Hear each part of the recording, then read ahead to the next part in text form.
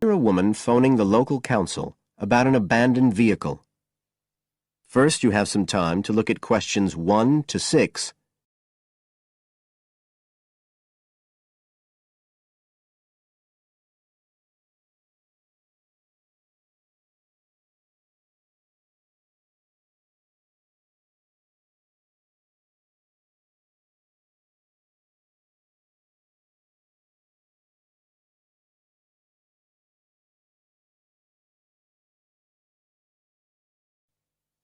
Now we shall begin.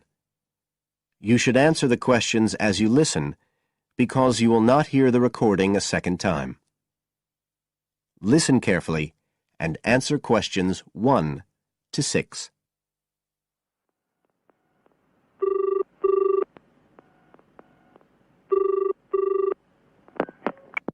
Environmental Health Department, Paul speaking. Oh, hello. I wanted to report a vehicle that's been left parked near where I live. I think it's been abandoned. I wondered if the council could arrange to get it towed away. Have I got through to the right department? Yes, you have.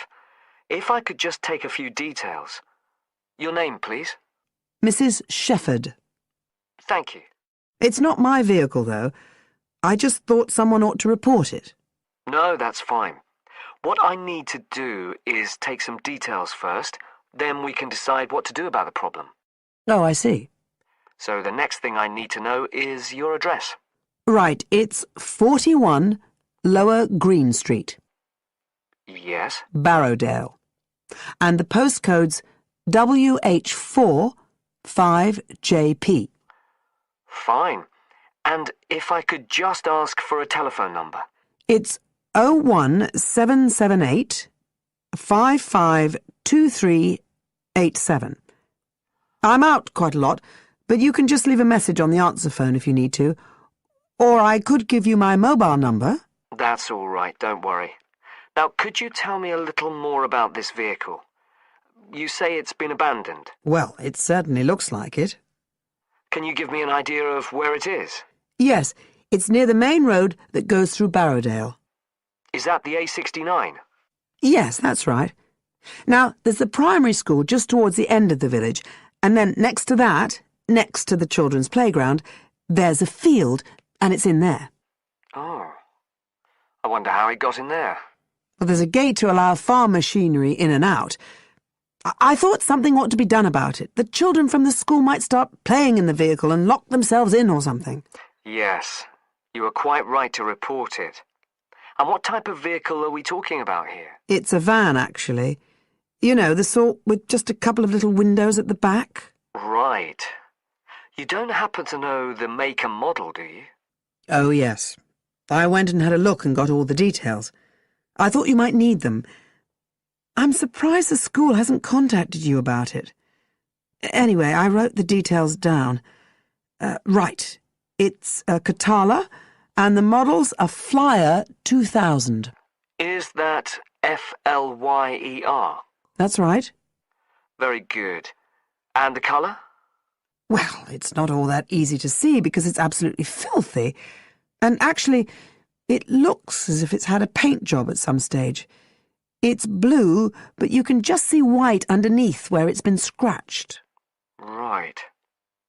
Well, I'll just make a note of the present colour, and if you could just tell me the vehicle number.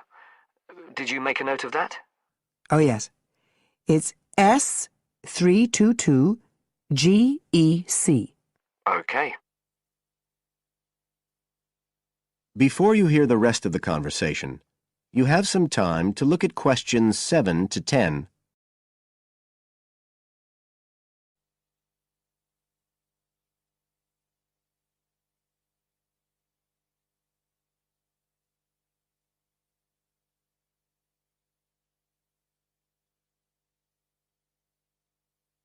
Now listen and answer questions 7 to 10.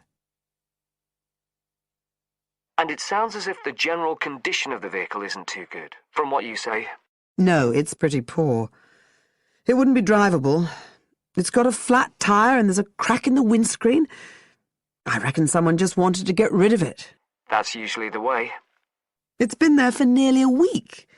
No, it must be 8 days. I remember it was a Sunday morning when I noticed it. It wasn't there the day before. I walk past it most days on the way to the shops. I'd have thought the school would have reported it. Does the field actually belong to the school?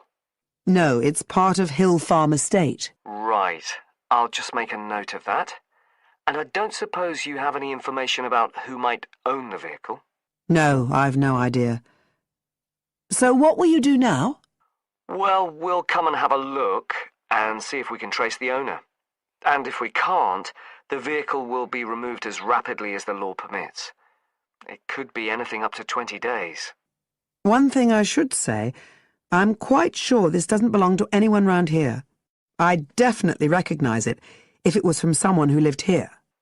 So you don't think it was anyone local? Right. I'd say at a guess we're looking at a stolen vehicle here. I did wonder if it might have been.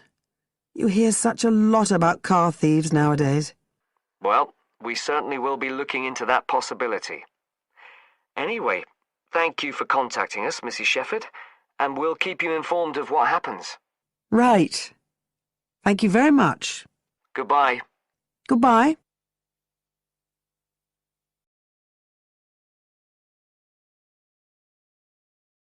That is the end of part 1.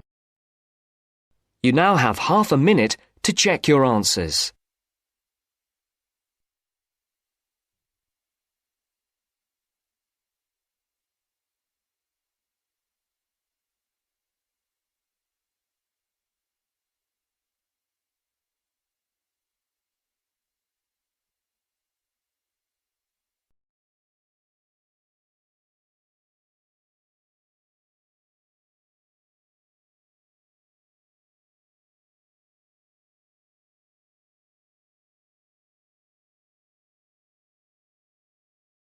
Now turns to part 2.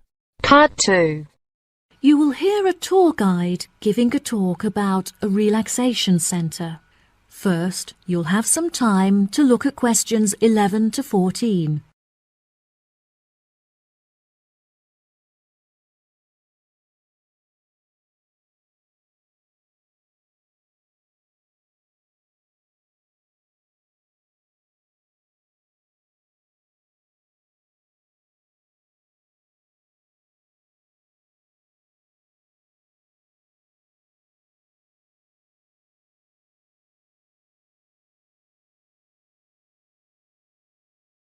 Now listen carefully and answer questions 11 to 14. Hello everyone, my name is Sally. Welcome to our globally renowned spa and relaxation centre here at Island View Estates. Before you all wander off and begin exploring the facilities, I'd like to go over a few things. Now, this year is a very special milestone for our beloved centre, as it is our 25th anniversary. I understand that this means you have all paid an increased price for your tickets, but I can promise that all of the events we have scheduled for your enjoyment will make the costs well worth it. I know that all of you have travelled a long distance to make it here to the centre of the New Forest, but it is thanks to its remoteness that our centre is such a beautiful place to relax. I'm sure you are all keen to find out what activities we have arranged for you, so I will give you a quick overview.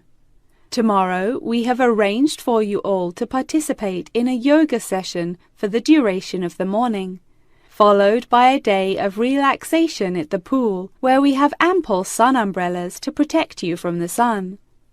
On Wednesday, we have organised a sightseeing hike through the forest, where you will be able to test your navigation skills and witness the wild ponies in their natural habitat. It's forecast to be sunny that day, but I recommend that you all bring rainproof clothes just in case. On your last day, we have a special surprise, a pony trek along the beach. We ask that you all wear full-length trousers and that all women have their hair tied up in a ponytail. Helmets are provided at the center for those who would like to wear one. There are a couple of beautiful attractions here at the center that you must all be sure to visit before you leave. The Rose Garden, located just at the corner of the property, is home to many indigenous species and is beautifully serene and peaceful, the perfect place to collect your thoughts or read a book. Our sunset boat ride has been the favorite attraction for many of our visitors. Simply hop aboard and relax whilst we sail you out into the open sea to witness one of the most beautiful spectacles that nature has to offer. Last, but certainly not least, is the freshwater pond, which serves as a watering hole of sorts. Some of you may even be lucky enough to spot our resident kingfishers, who are members of a very rare and endangered species. Once you have all unpacked and settled into your rooms, we will be taking you out to the neighboring island for a bonfire and barbecue dinner. The island is very small, and the bicycle trails make it very easy to explore all of its beautiful corners. As the island is entirely separate from the mainland, it has never been inhabited by wildlife, so you can all roam freely and safely. We have some bonding exercises for you all to take part in around the bonfire, where you can potentially make new friends and discover a lot about yourself. Before you hear the rest of the talk, you'll have some time to look at questions 15 to 20.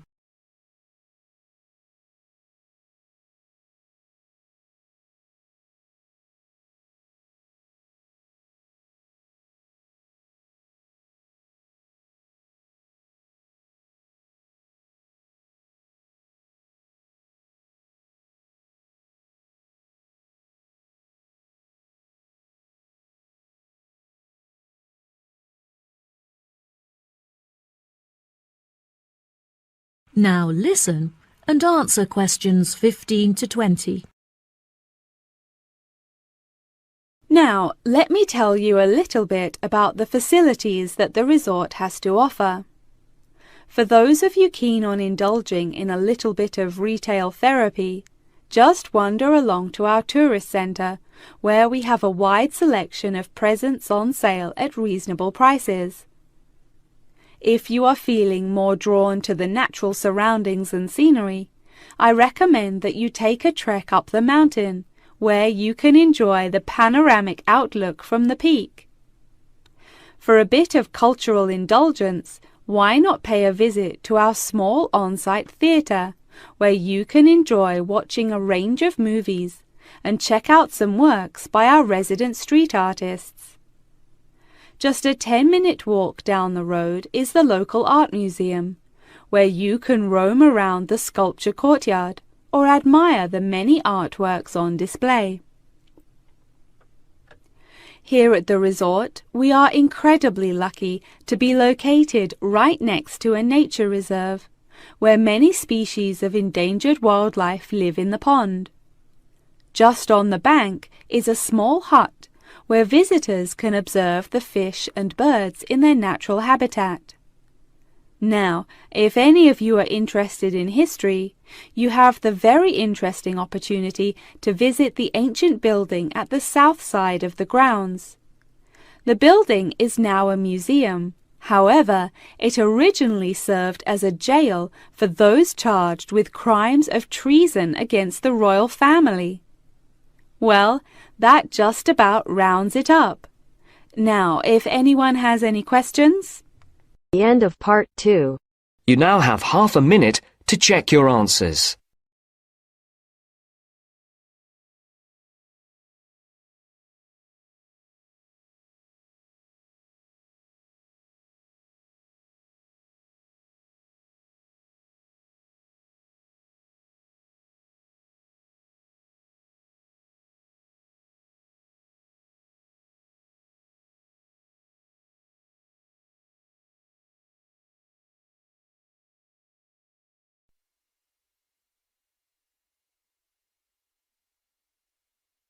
Now turns to Part 3. Part 3. You'll hear a woman calling Laverton Arts Centre for some information. First, you have some time to look at questions 21 to 26.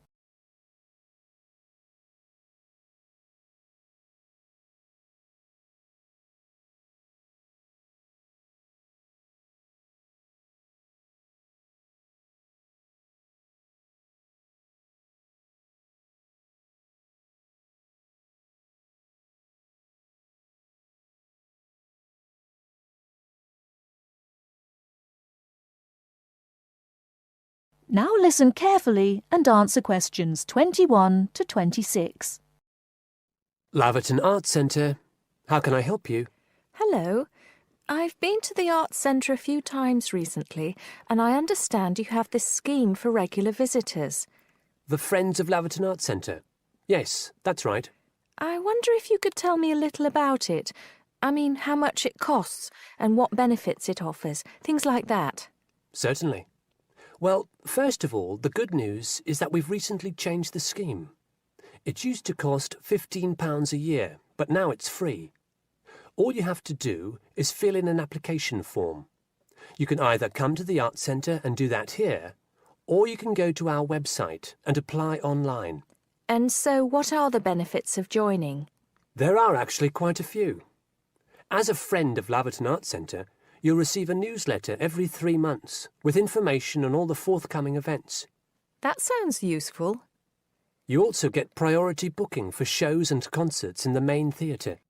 Can you explain how that works exactly? Yes. What that means is that when tickets go on sale, for the first 2 days they're only available to friends of the Arts Centre. So as long as you book early, you can make sure you get seats. Great! Do you ever offer discounts to friends of the centre? Under the old system, when you had to pay to be a member, we did. Under the new system, there won't be any discounts for shows in the main theatre or films at the Arts Cinema. Having said that, we will be offering some discounts to members for performances in the small theatre. There'll be information about this in each issue of the newsletter. I suppose I can find that information online as well, can I? Absolutely. Actually, we're redoing our website at the moment. Right now, there actually isn't a special section for Friends of the Arts Centre on the website. Once the site's been redesigned, there will be. You'll be able to put in your username and password and enter a special section just for you. It sounds excellent. Are there any requirements, though? I mean, as a member, do I have to do anything? Yes, sorry, I forgot to mention that. There are no formal requirements at all, though obviously we have this scheme to encourage people to attend events here regularly. So we ask that you attend at least 4 events a year, whatever they are, if you possibly can. Nobody's going to count, though, and it's totally up to you. That sounds fair enough.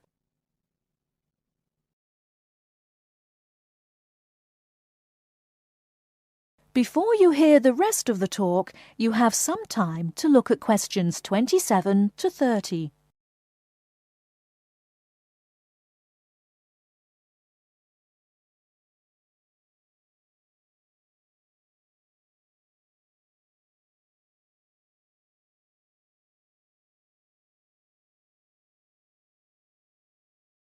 Now listen and answer questions 27 to 30.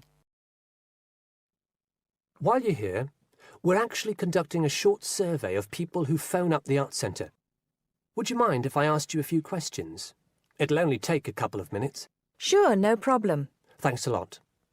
So, how many times have you visited Laverton Arts Centre in the last 6 months? Well, I've only lived in the area for the last 4 months, so not that many times. 3, I suppose.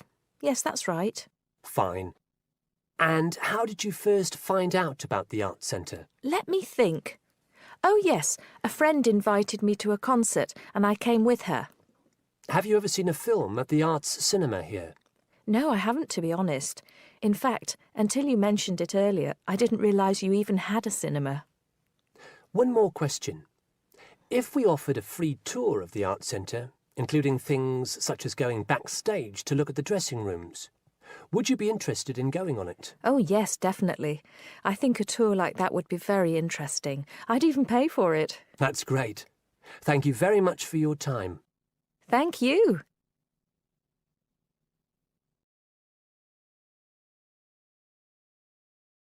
That is the end of part 3. You now have half a minute to check your answers.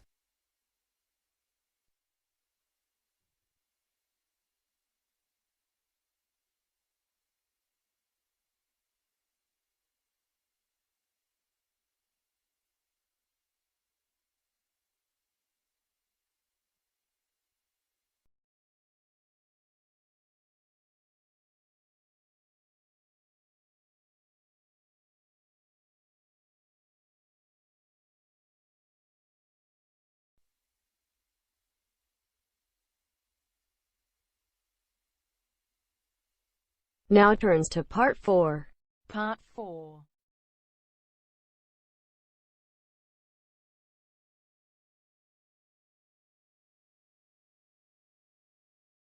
You will hear a talk about a research project on the tiger shark. First, you have some time to look at questions 31 to 40 on pages 7 and 8.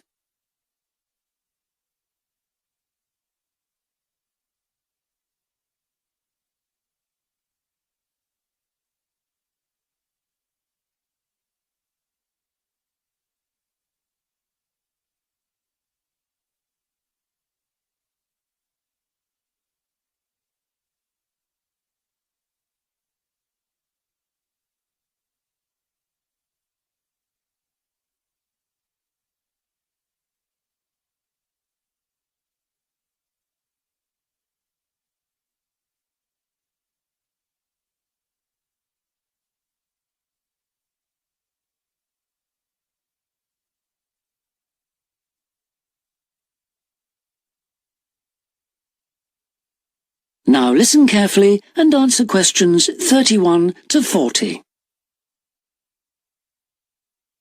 Good morning, everyone.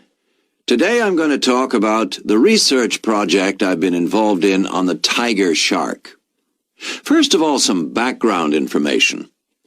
The tiger shark, also known as the leopard shark, is often thought to have got its name from its aggressive nature. But in actual fact, it's called that because it has dark bands similar to those on a tiger's body. It is a huge creature, growing up to lengths of 6.5 meters.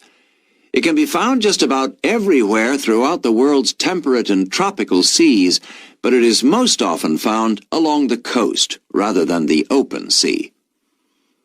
In terms of feeding, tiger sharks tend to be most active at night and are solitary hunters. Their preferred prey includes other sharks, turtles, seabirds, and dolphins, to name but a few. However, it's not uncommon to find garbage in its stomach. This is because it tends to feed in areas such as harbors and river inlets, where there is a lot of human activity. Now to the project itself. We are particularly interested in some studies that have been done in the Rain Island area. Observations here have shown that there is a large population of tiger sharks present in the summer during the turtle nesting season. However, during the winter months the sharks disappear. So we decided to do some of our own research there.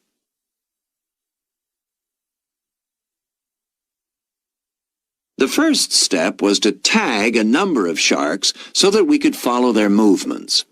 To do this, we first needed to catch the sharks. Early in the morning, we baited lines with large bits of fish and set them in place. These lines were then checked every 3 or 4 hours. If no sharks were caught, the baits were replaced.